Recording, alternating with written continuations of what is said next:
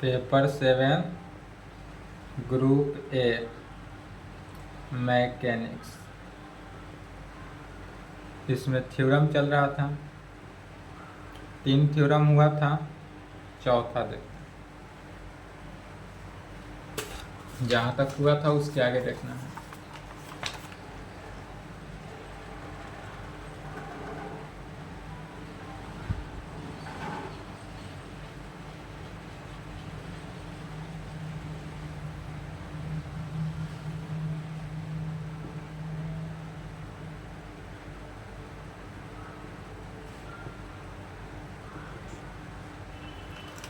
बोल रहा है defined compound pendulum.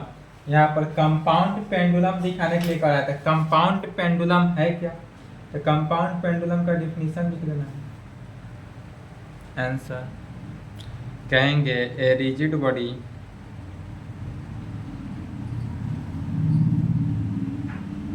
Of any from which is free to turn about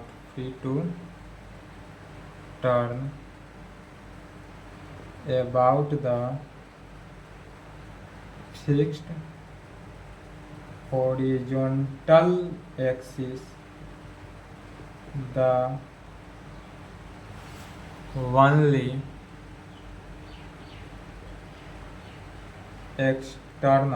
only external force is the gravity and reaction of axis forms a compound. बस इतना ही लिखना है। यदि define कहे तो इतना ही लिखेंगे। डिफाइन कंपाउंड पेंडुलम कहे, इसका मीनिंग क्या हुआ? कंपाउंड पेंडुलम क्या है पूछ रहा है। तो a rigid body of any form which is free to turn about the fixed horizontal axis. यदि कोई फिक्स हॉरिजॉन्टल एक्सिस के साथ काम करता हो and the only turn about the fixed horizontal axis, the only external force is the gravity and reaction of axis forms a compound pendulum. जो कि only external force किसका? ग्रेविटी का। या जो ग्रेविटी है, ग्रेविटेशनल फोर्स है, इस gravitational force के ग्रेविटी से रिएक्शन करता हूं, वही क्या आ जाएगा? Compound pendulum.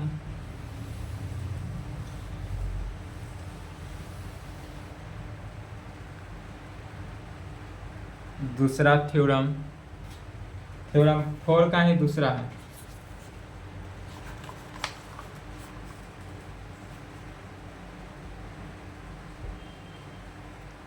Find the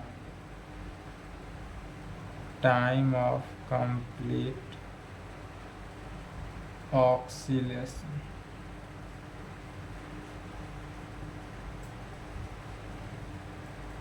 of a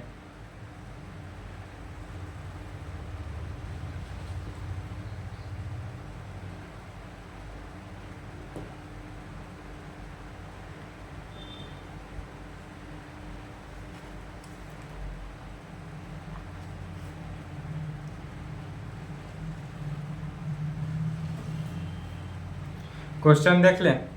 इतना प्रकार से क्वेश्चन को पूछा गया है। इस प्रकार से कह सकता है find the time of complete oscillation of a compound pendulum, 18 में पूछा है। उसके बाद determine the motion of a rigid body accepted on by the force of gravity only and moving about a fixed horizontal axis, यह 8-14 में पूछा हुआ है। और एक और है so that 2 pi into root under K square by G H is the time of complete a small oscillation of a compound pendulum when K is the radius of radius of gyration of the body about the fixed axis and h is the distance of the center of inertia of the body from the fixed axis है। और इस प्रकार से 2023 में पूछा हुआ है, यह 23 में पूछ चुका हुआ क्वेश्चन है। तो इतना प्रकार से यह टाइप देख लिए, या इसी को एक और टाइप से कह सकता है discuss the motion of compound pendulum. इसको एक और ऐसा भी कहता है कि discuss of motion of compound pendulum का है। तो सब का बात क्या हुआ, सेम ही हुआ। तो क्वेश्चन लिखने की इतना जरूरत नहीं है, जो दिखाया गया है क्वेश्चन उसको अगर लिखने की इच्छा हो तो लिख सकते हैं। इसके लिए पहले फिगर समझ लेते हैं। दूसरा का answer,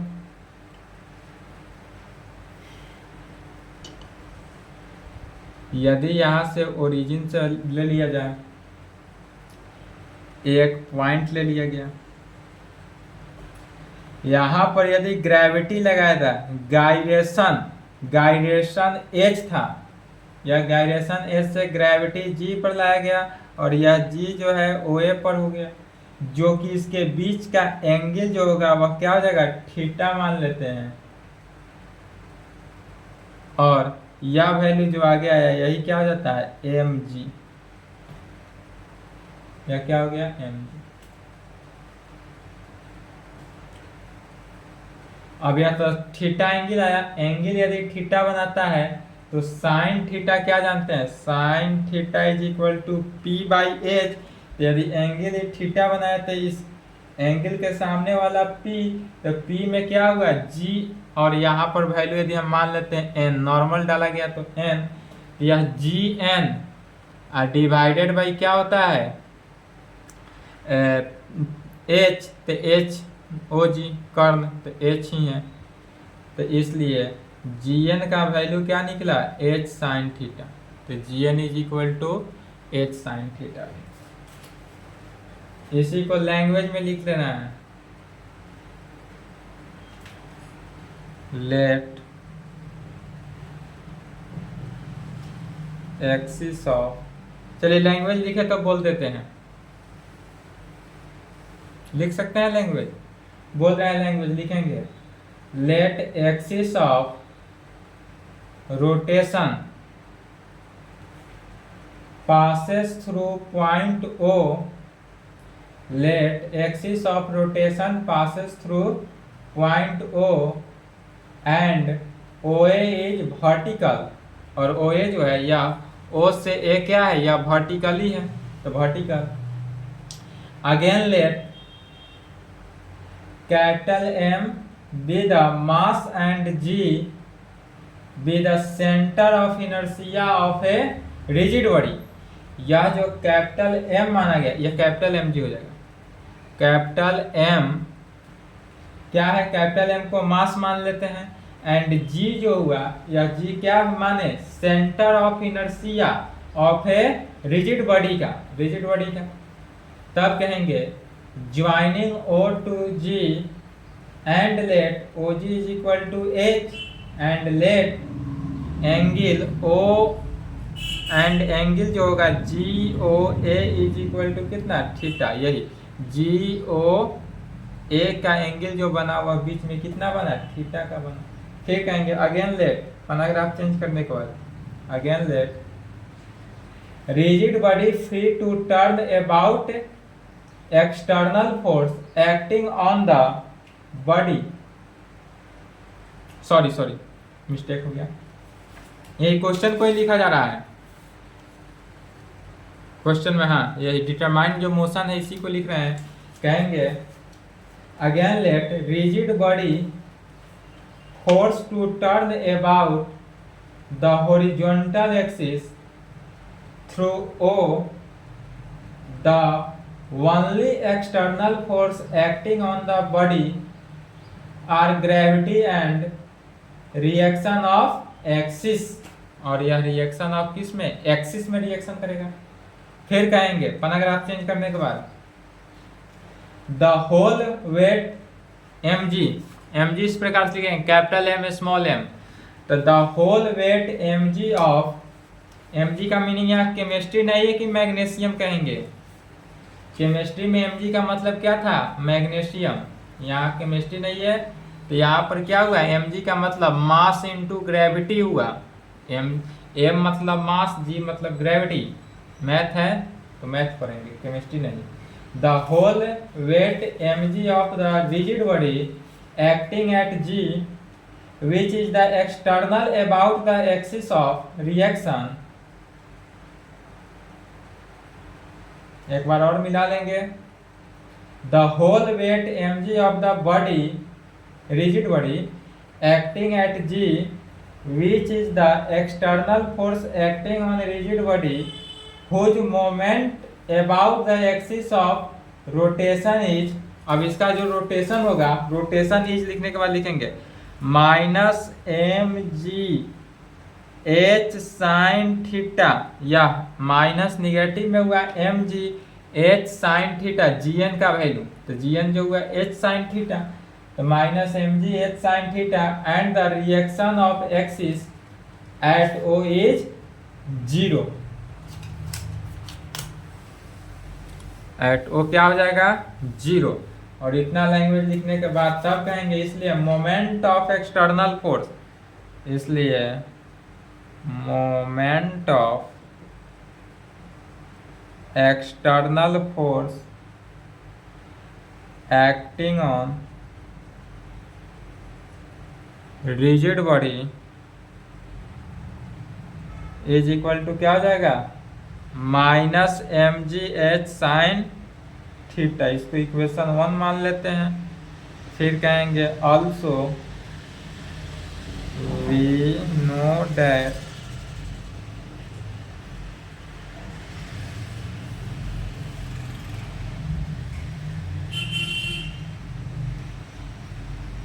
moment effective force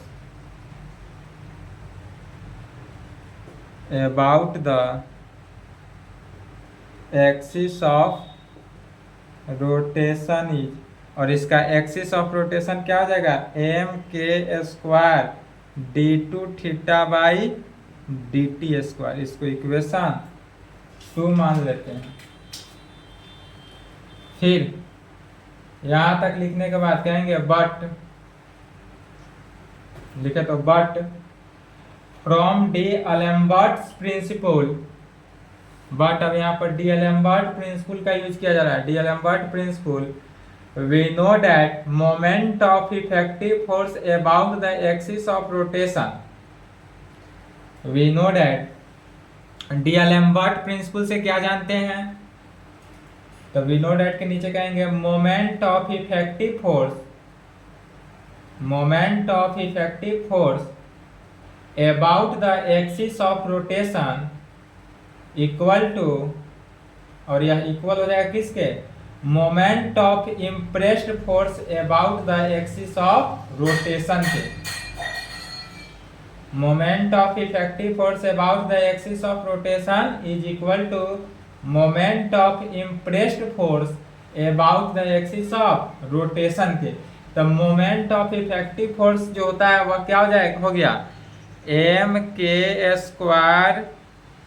square D two theta by D T square is equal to किसके, minus mg h sine theta की इक्वल, यही इक्वल एम से एम कैंसिल हुआ तो कैंसिल कर देंगे, D two theta by D T square is equal to क्या हो जाएगा, minus G H divided by K square sine theta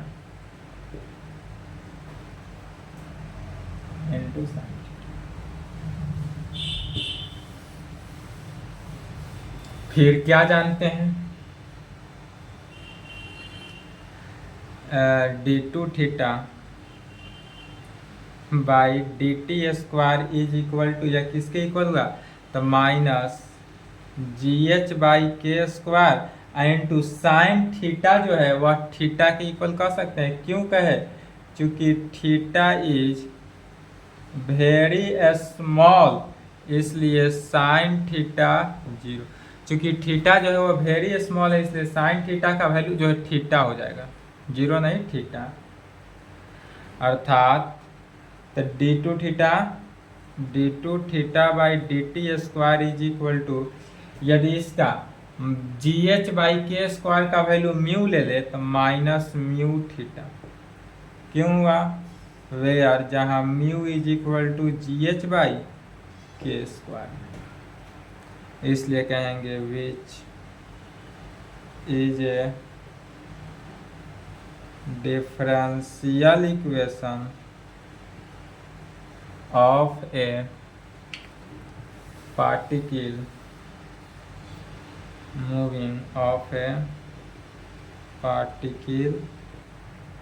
moving in simple harmonic motion, या सिंपल हार्मोनिक मोशन पार्ट 2 में पढ़े थे, चैप्टर 1 ही था, हुज डायनेमिक्स में पढ़ा गया था।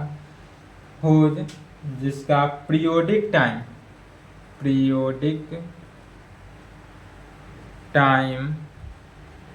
t is given by, periodic time t is given by क्या दिया हुआ है? टाइम। तो t is equal to 2 pi divided by root under mu होता है periodic time, t is equal to 2 pi divided by root under mu.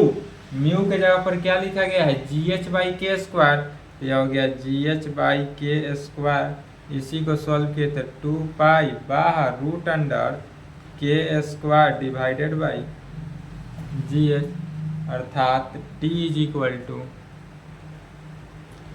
t का value क्या हो गया? 2 pi root under K square by G, यही हमारा value निकला, यही निकालना था टाइम। विच इज द, यहाँ पर लिख देंगे which is the periodic time of a, किसका? Compound pendulum. कंपाउंड पेंडुलम का यह पीरियोडिक टाइम निकला, यही आंसर।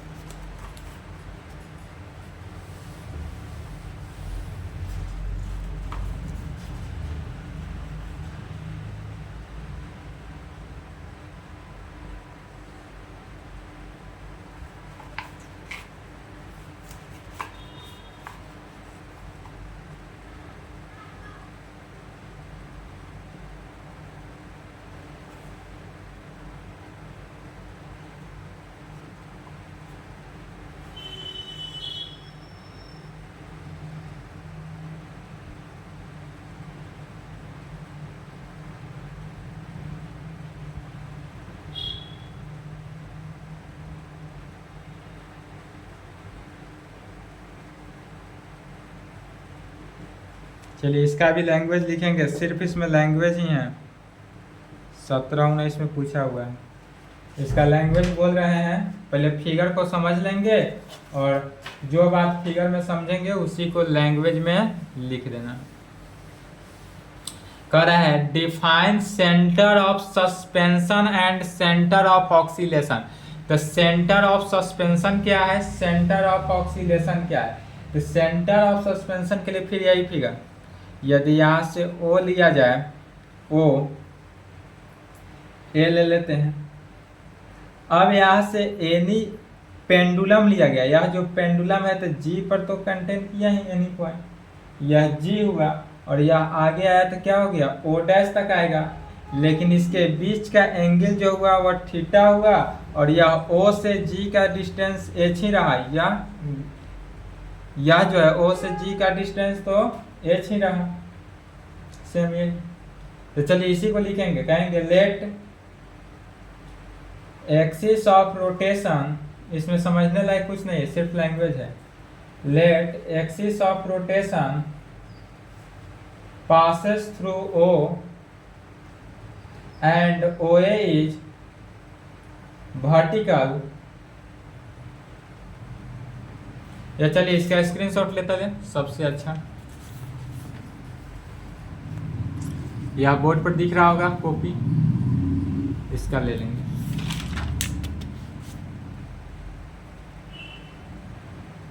चलिए इसका स्क्रीनशॉट ले, तो ले लिए। चलिए नेक्स्ट थ्योरम,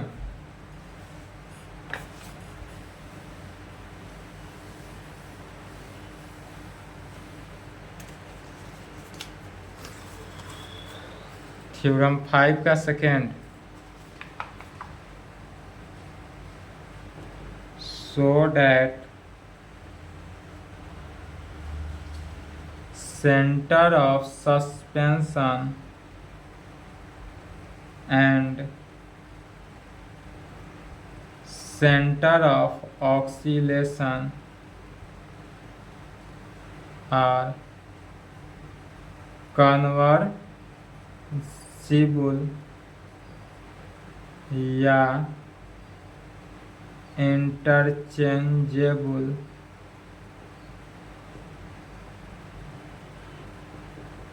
10, 12, 17, 19, 21, 23 में नहीं पूछा है, 24 के लिए इम्पोर्टेंट। तो इस टाइप से कहा है so that centre of suspension, इसको भी सिर्फ समझना है। सेंटर ऑफ सस्पेंशन क्या है, तो centre of suspension and centre of oscillation are convertible या इंटरचेंजेबल, या कन्वर्सेबल भी हो सकता है या नहीं तो इंटरचेंजेबल भी हो सकता है। कैसे होगा, तो यह इस प्रकार से होगा कि यदि इसके लिए भी देख ले, एनी पाथ से दो सेंटर ले लिया जाए, सेंटर ऑफ चेंजेबल, या O ले लिए या O1 ले लिया जाए।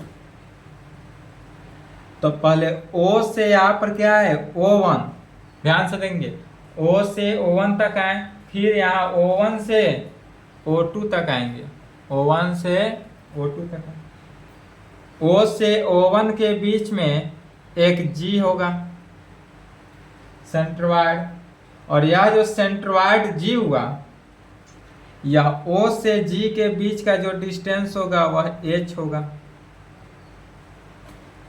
O से G के बीच का डिस्टेंस, इसी को कहेंगे, यही लिखना है लैंग्वेज में। फिर चलिए इसका भी लैंग्वेज लिख ले, स्क्रीनशॉट, जहाँ समझने वाला है वहाँ समझाएंगे।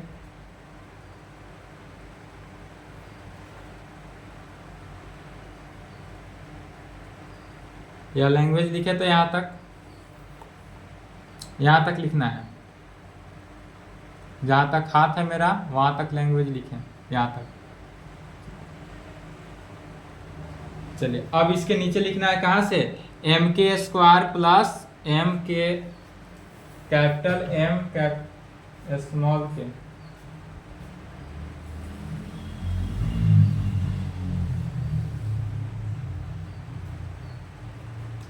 अब जो यह वैल्यू हुआ mk² is equal to mk², यह इस तरह से क्या हुआ, कैपिटल K को लिखा गया कैपिटल K² प्लस mh² में, सभी से क्या है कैपिटल M है, सॉरी कैपिटल M यदि कॉमन ले ले तो कैंसिल हो जाएगा, क्या बचा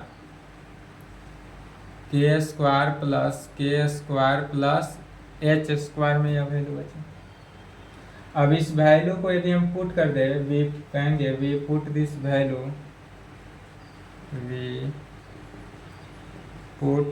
value of K² in O dash is equal to K² by H,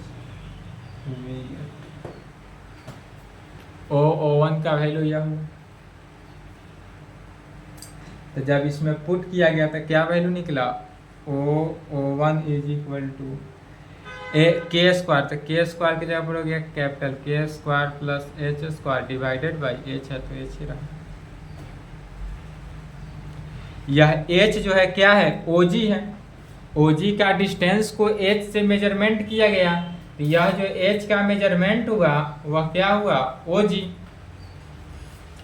तो O1 is equal to K square plus H square by O G. Cross multiplication करेंगे तो क्या हो जाएगा, K square plus H square is equal to O one into O G में O one into O ji. K square is equal to, या के square का जो वैल्यू हो जाएगा एच स्क्वायर को लेफ्ट में भेज देंगे तो capital K square is equal to O one into O G. अब माइनस एच स्क्वायर, एच है क्या तो ओ जी है, तो माइनस ओ जी स्क्वायर लिख सकते हैं डायरेक्ट। अब दोनों से कॉमन क्या रहा है, ओ जी। ए जी ओ जी वाला ओ जी नहीं है, ये मैथ का ओ जी है।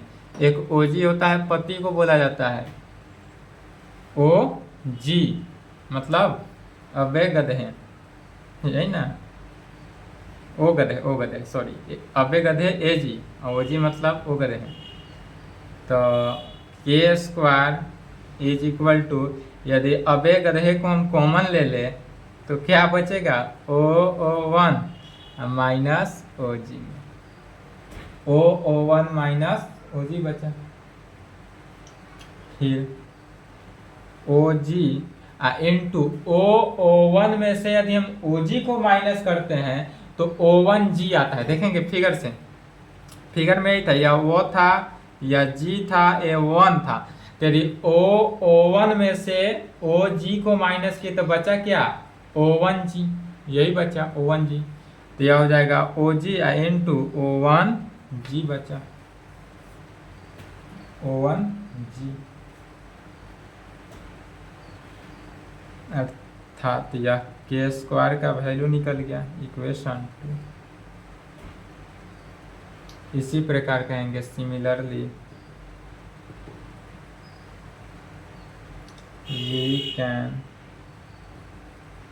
शो दैट इफ यदि O1 is the centre of suspension and center of suspension and O2 is the center of oscillation, then from क्या आ जाएगा, K square is equal to O one G into O G, O one G into O two G. K square is equal to O one G into O two ji.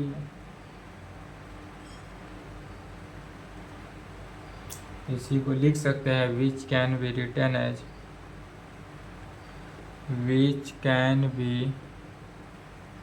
Written as K square is equal to O two G into O one G के term में लिख सकते हैं, O two G into O one जी, इसको equation. अब 2 और 3 को compare कर देना है, वी कंपेयर 2 एंड 3। 2 और 3 को यदि हम कंपेयर करते हैं तो क्या हो जाएगा, ध्यान से देखेंगे, लेफ्ट इक्वल है तो राइट इक्वल, तो राइट में ओ वन जी से ओ वन जी कैंसिल हुआ, O two G is equal to O G, तो जी से जी कैंसिल, तो ओ टू किसके इक्वल, ओ के इक्वल, तो O two is equal to O, that is O is equal to O two, और यही हुआ हैंस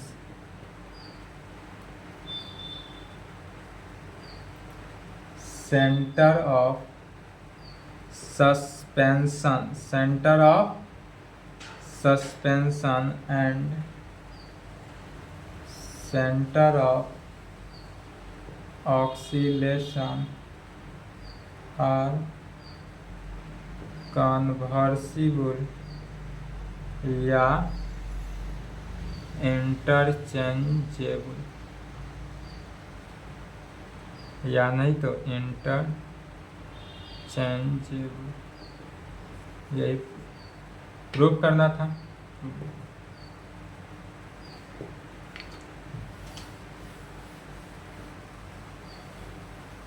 एक और है इसमें, मोर इम्पोर्टेंट है। अब तक जो जो दोनों पढ़े हैं दोनों से ज़्यादा ये इम्पोर्टेंट है। तीसरा,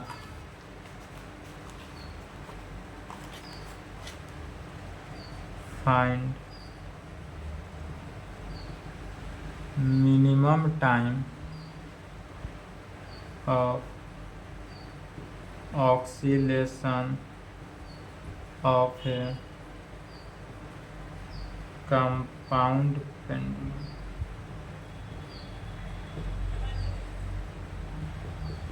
14, 16, 20, 22, 24 में कॉपी मिले लिख देना है पहले, उसके बाद नंबर बैठाना है कितना नंबर में था। ठीक है, क्या निकालना कर रहा है? Find minimum time of oscillation of a compound pendulum. छोटा ही है, ज़्यादा बड़ा नहीं है। तो कंपाउंड पेंडुलम का मिनिमम टाइम बताना है।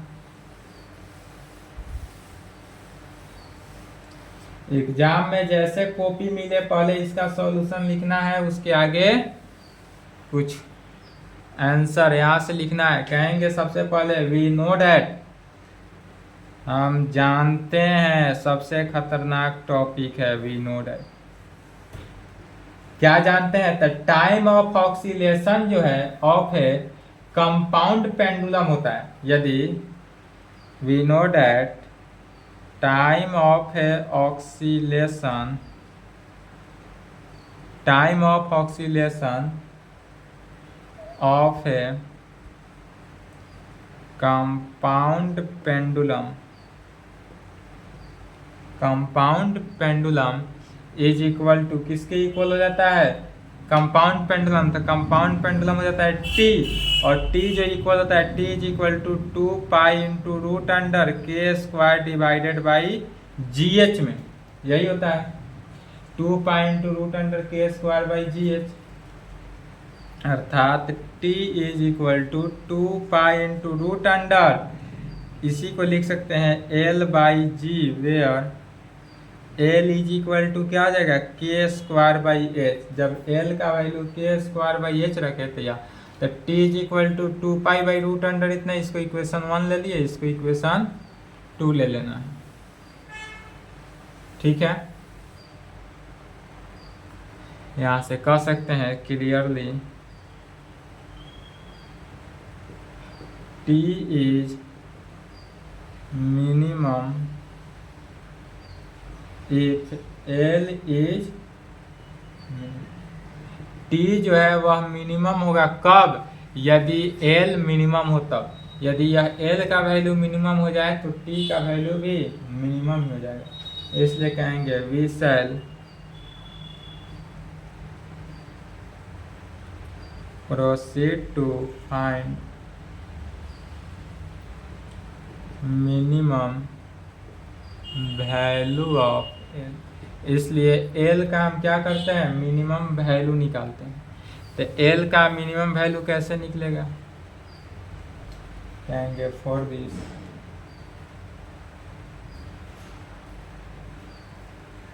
एल का मिनिमम वैल्यू निकालना है, तो कहेंगे फॉर दिस इफ यदि के बी द रेडियस ऑफ, किसका?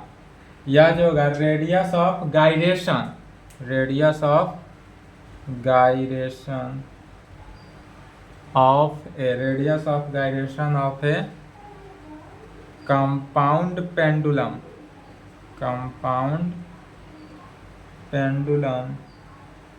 about the axis through centroid G and parallel to axis of rotation। यह जो होगा एक्सिस ऑफ रोटेशन में, देन तब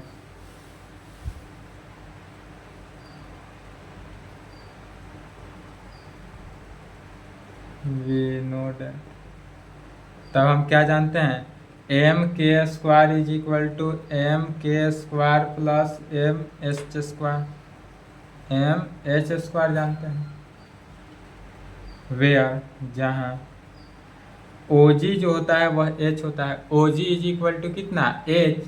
तो इसमें से यदि हम एम कॉमन लेके कैंसिल कटा दे, दिस इम्प्लाइड क्या बचा, के square is equal to K square plus H square के टर्म में बच रहा है वैल्यू। अब इस पूरे वैल्यू को यदि हम इक्वेशन 1 में पुट कर दें, we put this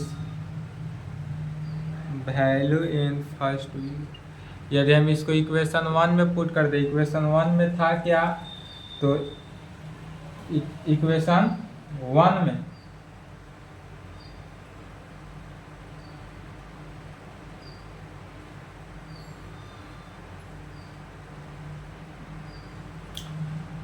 t is equal to 2 पाई√100 इतना नहीं, इक्वेशन 2 में पुट कर देते हैं। अभी जो इक्वेशन 2 था, इक्वेशन 2 में यदि पुट कर देते हैं तो एल इज इक्वल टू क्या था, के स्क्वायर। के स्क्वायर के जगह पर क्या हो गया, K square plus H square divided by H is equal to K square by H plus H हो जाएगा, प्लस एच में अर्थात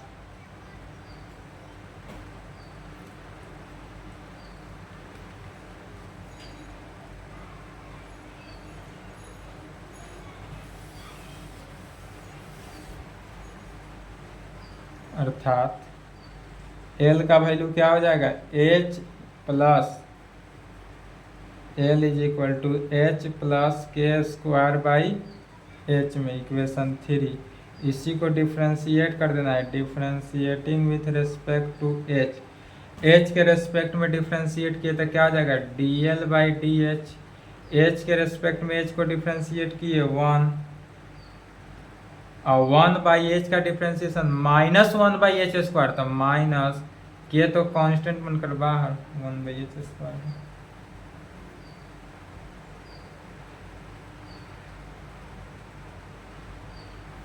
फिर इसका डिफ्रेंशिएट कर देते हैं,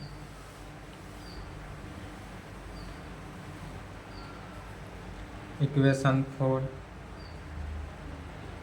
again differentiating with respect to H.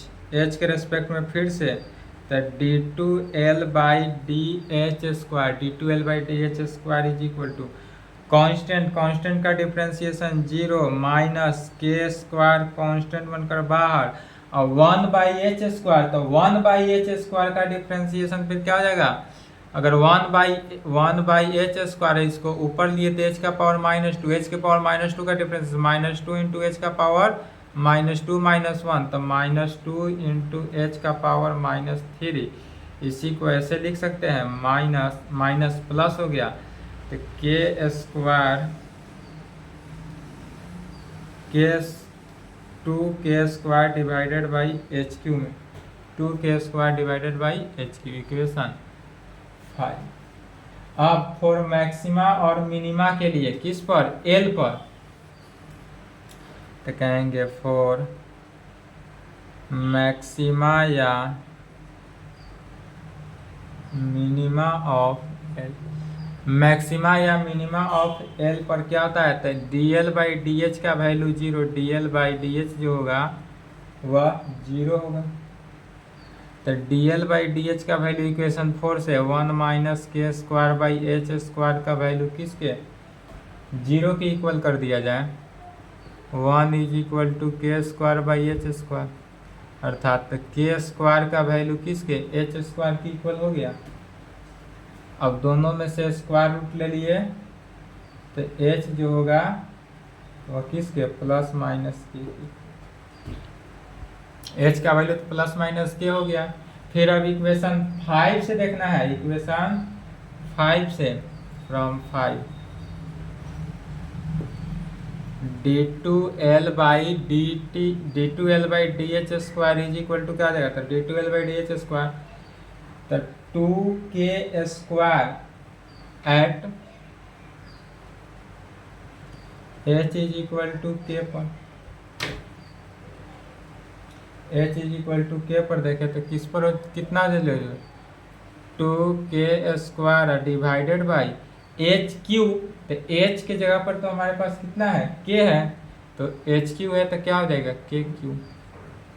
तो यह हो जाएगा 2/k, यह वैल्यू हो जाएगा 2/k, और 2/k जो होगा यह क्या हो जाएगा, पॉजिटिव। 2/k पॉजिटिव, इसीलिए कहेंगे which shows that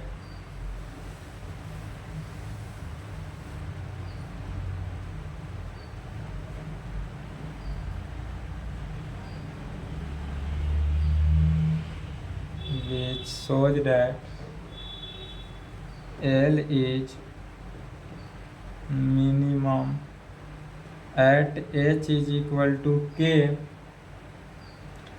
we put h is equal to k, third में पुट करेंगे तो क्या वैल्यू हो जाएगा, मिनिमम वैल्यू ऑफ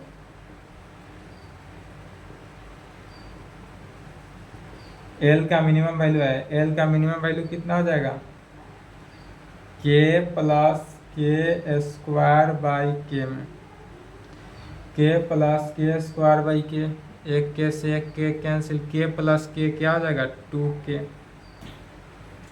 और यह 2k का वैल्यू यदि इक्वेशन फर्स्ट में पुट कर दिया जाए,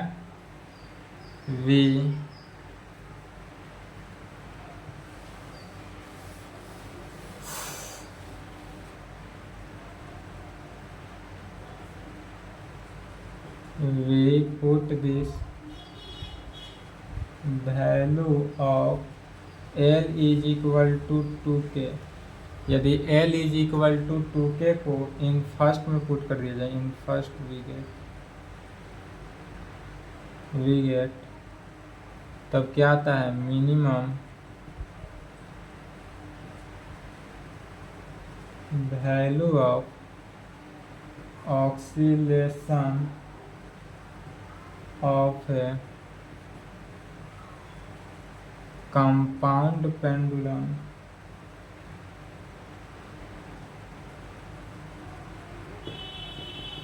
to pi root under 2k/g।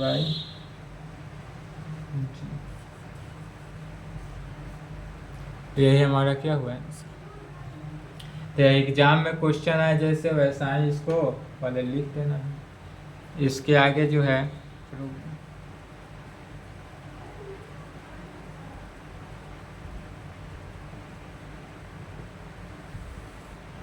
Chapter first जितना भी है, चैप्टर फर्स्ट का प्रॉब्लम देखा जाएगा, ठीक है।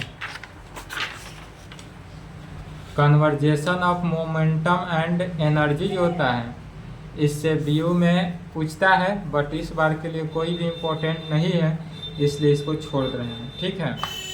Conversation of momentum and energy से क्वेश्चन को छोड़ा जा रहा है। अब जो है इसका प्रॉब्लम देखा जाएगा, किसका, चैप्टर फर्स्ट का।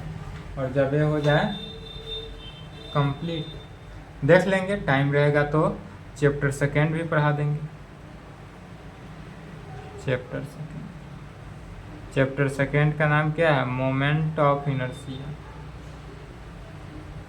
यदि टाइम मिला देख लेते हैं, मोमेंट ऑफ इनर्शिया बता देंगे। ऐसे आप लोग जब तक प्रॉब्लम चल रहा है तब तक मोमेंट ऑफ इनर्शिया यदि पढ़ना हो, पढ़ने की इच्छा है तो कमेंट करके बोलेंगे, अदरवाइज इस नंबर से भी संपर्क कर सकते हैं। एनी प्रॉब्लम हो तो इस नंबर से संपर्क कर सकते हैं।